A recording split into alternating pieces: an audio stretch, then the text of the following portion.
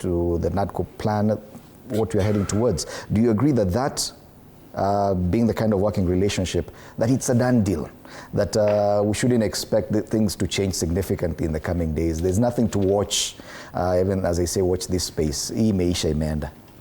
Imeenda. But first of all, let's start from our history. You see, one of the things in Kenya we do wrong is when we manipulate ourselves at the beginning of all our elections. That's why we end up always God showing us the things we did wrong. So let's start from there and agree there are things we do wrong. That's why we always have to end up.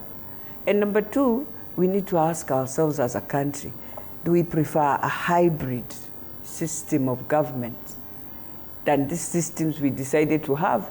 But Kenyans themselves look at it and find it, no, based on how we share everything, based on how we share our cakes, we are better off just having a hybrid and then make the country move.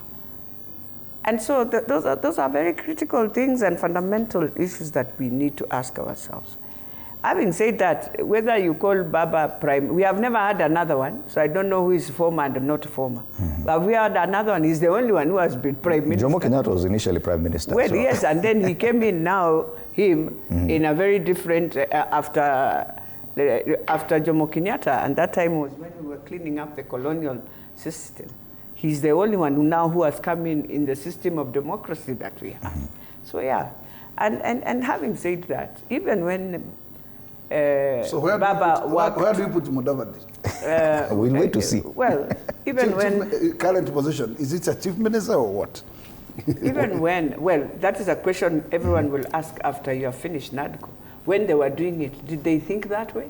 Yeah, it's a question also to ask. But then having said that, if you look at all that we are doing right now, and even when Baba was supporting Uhuru, for him, I think he looks more, whether you will call him all the names you want, he looks more for the country. Because I have not seen anyone giving me another formula that fine, when the country goes down, then what happens? Oh, we need to try. I think as Kenyans, then try it. See your country go down, and then when you wake up, that day you'll know how to take care of it, and now you'll know, Kumbe Baba used to do something that is very unique, that nobody else will ever do after, by the way. And that's the day we will wake up and know why is it you need to protect your country, because it's your country. It can have all the challenges. Which country in the world right now doesn't have? Even the one that we used to look at and say it's the best, it's in its own challenges. Yes, the US. So it means in every years, and we just need to go back and look at history. How did we end up in the Second World War? After the Second World War, what have we seen move? After COVID, all countries went back to realism. That's how they work. That's how they look at their countries. That's how they protect their countries.